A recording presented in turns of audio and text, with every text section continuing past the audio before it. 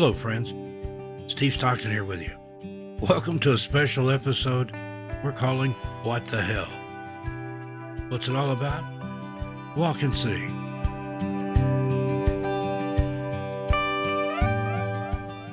Within the state and national park systems in the United States, there are places that the very names are warning in and of themselves.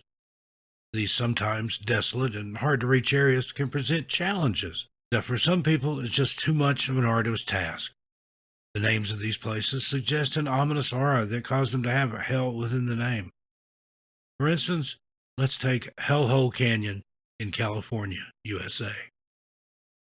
In 1866, Hellhole Canyon, California, situated in Borrego Desert State Park, was little more than a mining claim for prospectors looking to strike gold in the California landscape.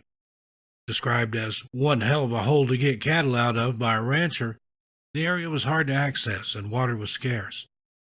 Upon entering the now hiking trail, there's a faux grave marker with the names of those that succumbed to the elements and didn't bring enough water to make the journey on the moderate to advanced level 5.5-mile hiking trail. The trail is well maintained and has placards that has information about the flora and fauna one can expect to see in the area. There are several trails in the area to choose from. Some are easy, some moderate, and a few are very advanced. The area is also equestrian friendly if you'd like to go on a horseback ride. Depending on the time of year and the trail chosen to hike, there may be a small stream to pass over at Hill Creek Trail. The preserve is closed in the summer months due to extreme heat conditions. It's open Friday through Monday only, 8 a.m. until sunset each day. So know before you go. Extreme caution must be taken when negotiating this area, as temperatures can and do rise quickly. This is a moderate to advanced trail with no services and no water station. Choose your destination wisely and the trail that best suits your personal hiking abilities. Take plenty of water and wear protective clothing. The area is closed to the public starting in August due to extreme heat conditions. If you're interested in visiting the Hellhole Canyon Preserve, you can find more information online at www.outdoorsocal.com.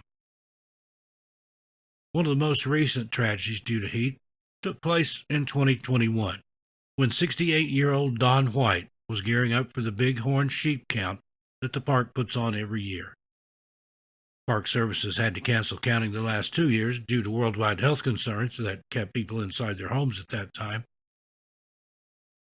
This described nature lover was from the Culver City, California area and was excited to be helping with the tally that is part of a citizen science project that's been conducted almost every summer for over 50 years.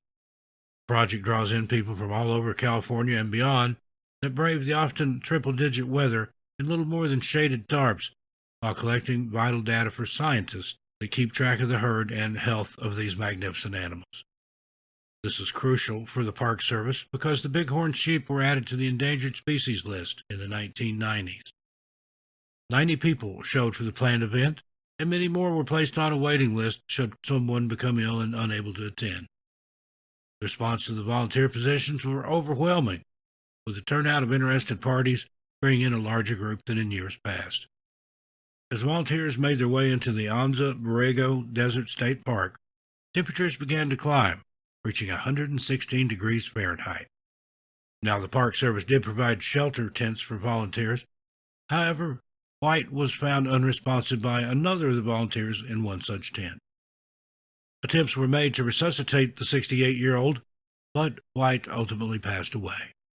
It was unclear in given reports as to what the coroner ruled as the ultimate cause of passing, but most speculated it was due to heat exhaustion.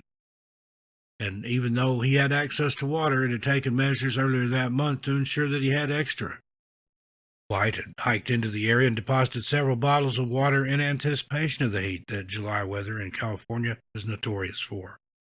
There's also a creek that runs through the area where White would have been stationed, but because of drought condition, that water source was dried up at the time. On July 19th, tragedy struck as White and a companion were found just after noon by another volunteer. White was pronounced deceased at the scene, with the companion being admitted, treated, and released at an area hospital. A firefighter that aided in the recovery effort was also hospitalized for heat exhaustion. The state made the decision to cancel the herd count out of concern for the safety of the other volunteers and revisited their safety protocols for the event. The count is done in summer months as the bighorn sheep will come in search of water.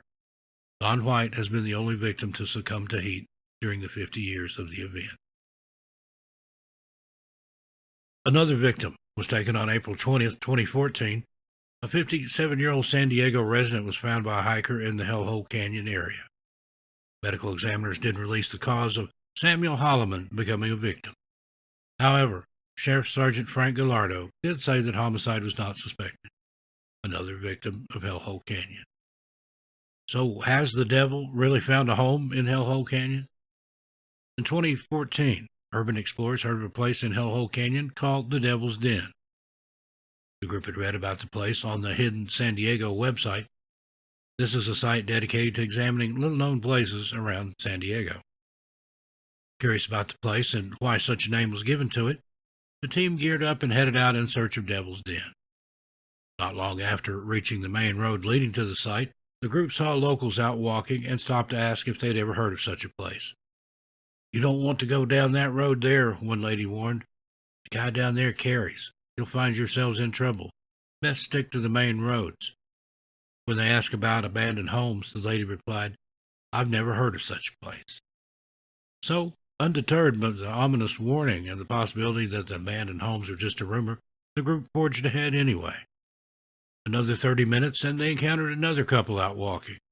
The group inquired again about the homes supposedly left behind by an old hippie commune, and this time they were told that the story was fake. No such place existed.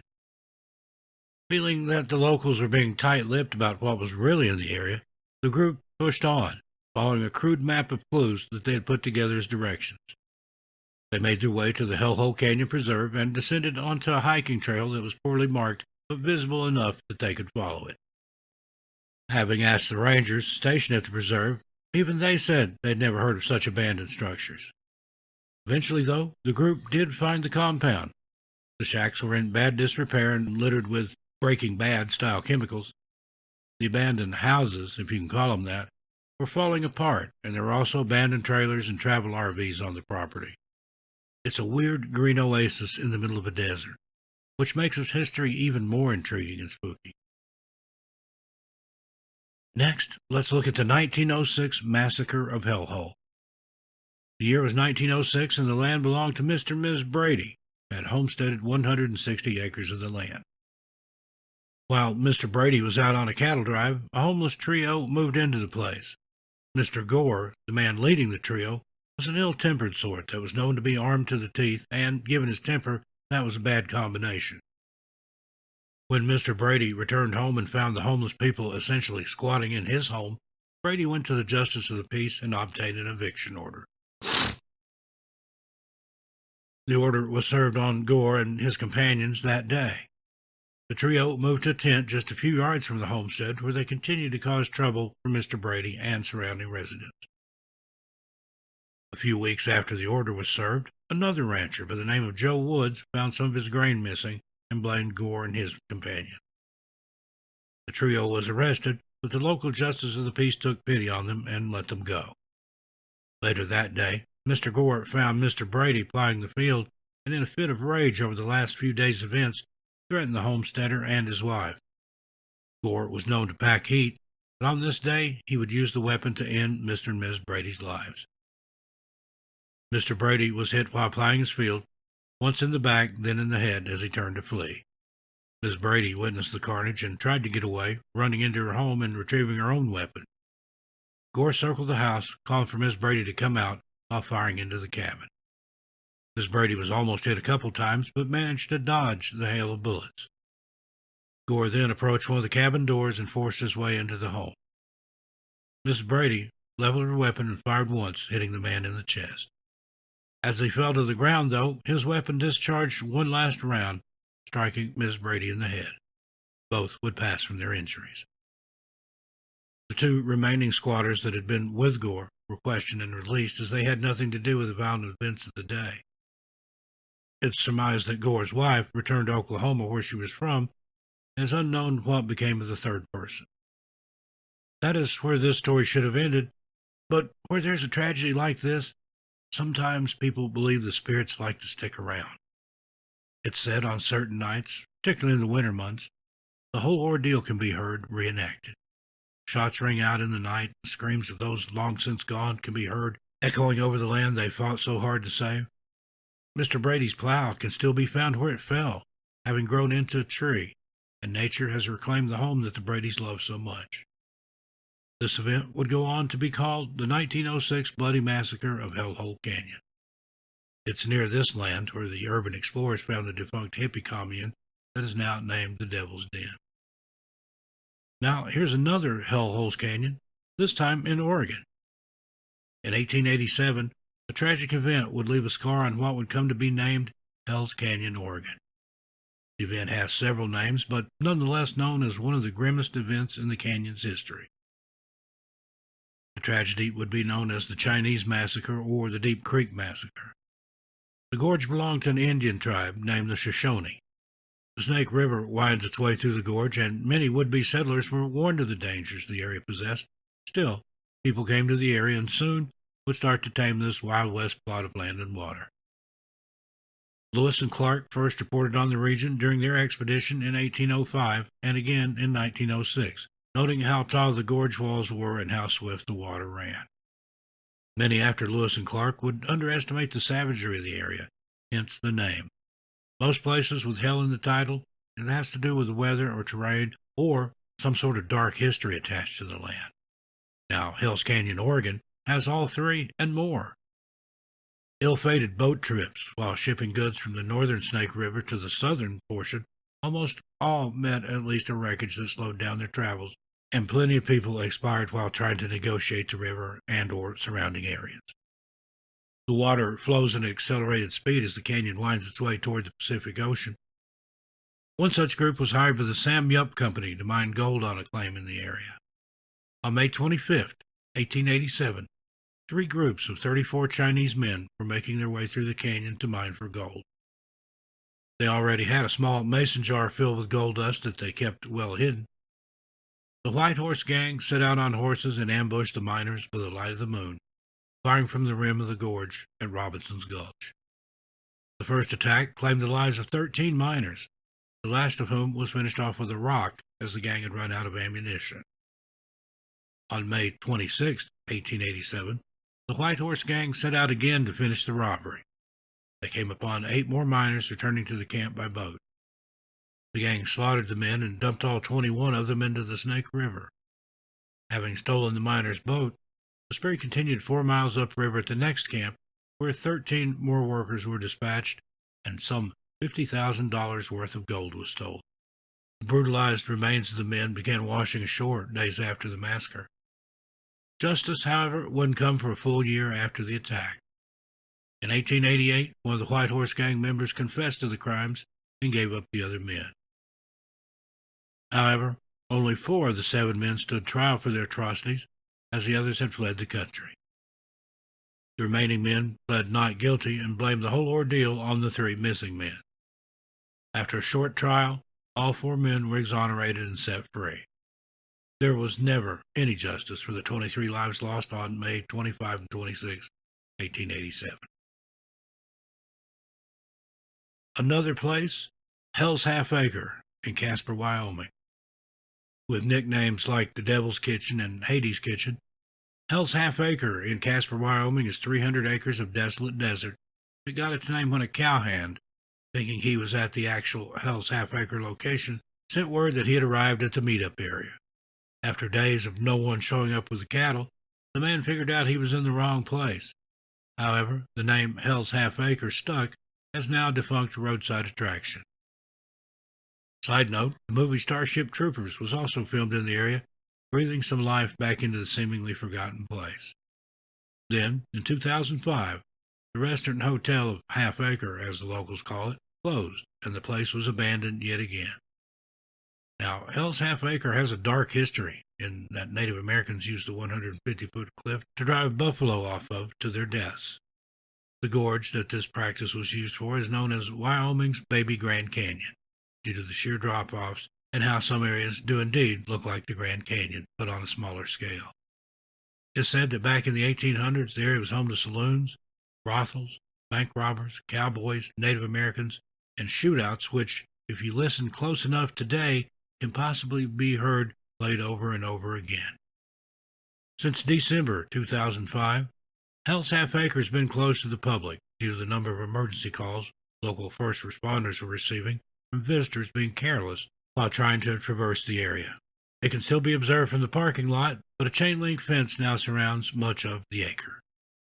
One local was interviewed and stated that the acre truly has gone to hell. So, know before you go. Hell's Half Acre is closed to the public and fenced off.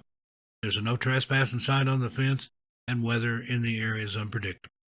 If you do visit, take plenty of water, plenty of sunscreen. Next up, we have Hell's Hole Cave, found here in New Mexico in White Rock Canyon. Hell's Hole Cave looks deceivingly like a crack in the rim of White Rock Canyon, but actually it extends down several hundred feet to an opening that leads to a large underground cave. Since there is little to do in Los Alamos, New Mexico, this is a popular place for teens to hang out. There's an assortment of graffiti on the walls of the cave entrance, some of it quite good. As with most national and state parks, White Rock Canyon has a tragic history with people falling into the canyon. Several people have lost their lives due to these falls near Hell's Hole Cave. 2017 was especially tragic, having 5 accidents leading to loss of life.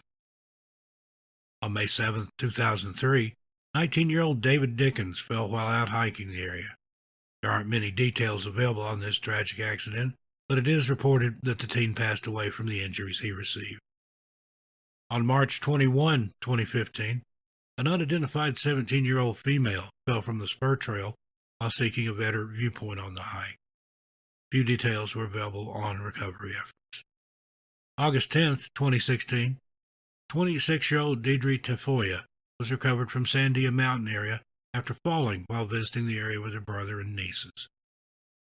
The mother of 2 loved the hike and was said to frequent the Sandias. Medics were called and response time was an hour and a half. It is thought that Deidre was alive shortly after falling, but perished while waiting for help. Bernalillo County Sheriff's Department helped in the recovery. On May 26, 2017, 19-year-old David Morales was hiking with a friend when he fell into the canyon near Tunnel Vista. And then, on June 7, 2017, Taos County Search and Rescue was deployed after receiving word that hiker Linda Sanford was late checking with family after going to Hell's Hole Cave for a hike. The search lasted for about 48 hours when word reached volunteers that search and rescue operations had ceased and a recovery was now in process. Taos Ski Patrol and Taos Search and Rescue aided Taos County Sheriff's Department in the recovery of the described avid hiker and nature-loving Linda Sanford on June 9, 2017. Then, Hell's Hole Canyon claimed another victim on July 24, 2017.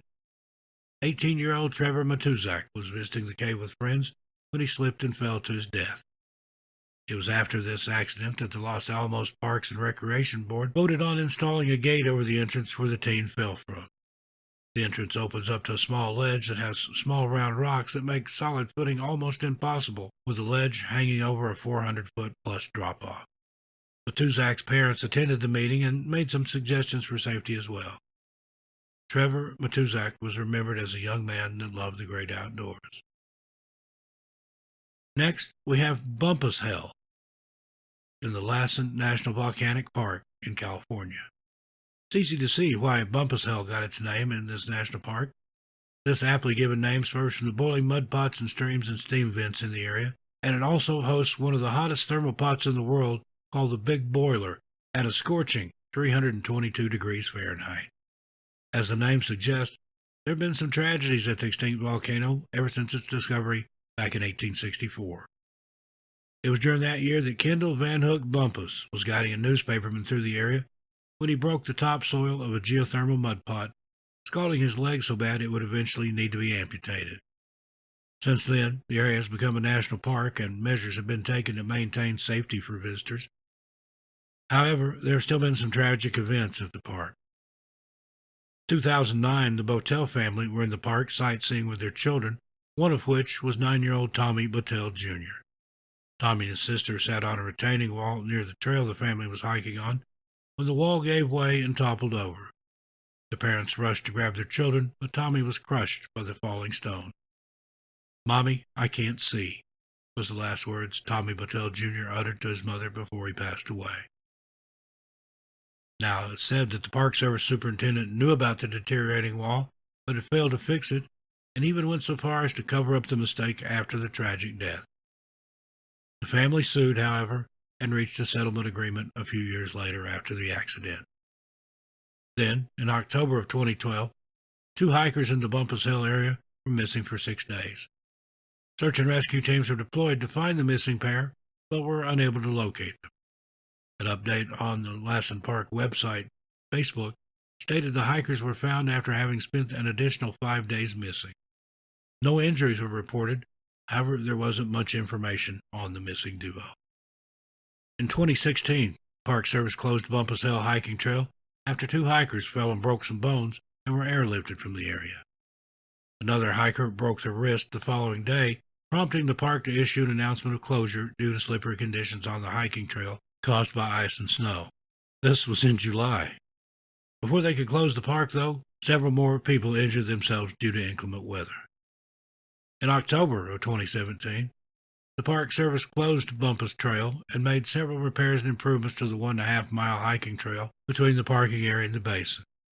This section reopened in September of 2019, with other parts of the park closing for maintenance improvements. So, know before you go.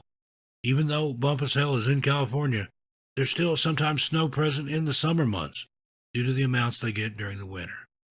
Anyone wishing to hike the trail needs to take adequate clothing for the weather and the terrain. This could mean even crampons and hiking poles in July and use of a jacket and snow pants. The Park Service suggests the best time to go to hike Bumpass Hill is late July to August or September. Well, folks, there you have it. What do you think of these places? Are they truly hell on earth? I look forward to your comments, but please keep it friendly and respectful. Till we meet again, be good to yourselves and each other. As for me, I'll see you a little further on down the trail, but I won't be going to any place with hell in the name if I can help it. I'm Steve Stockton, and I'll talk to you next time. Tell your animals I said hi.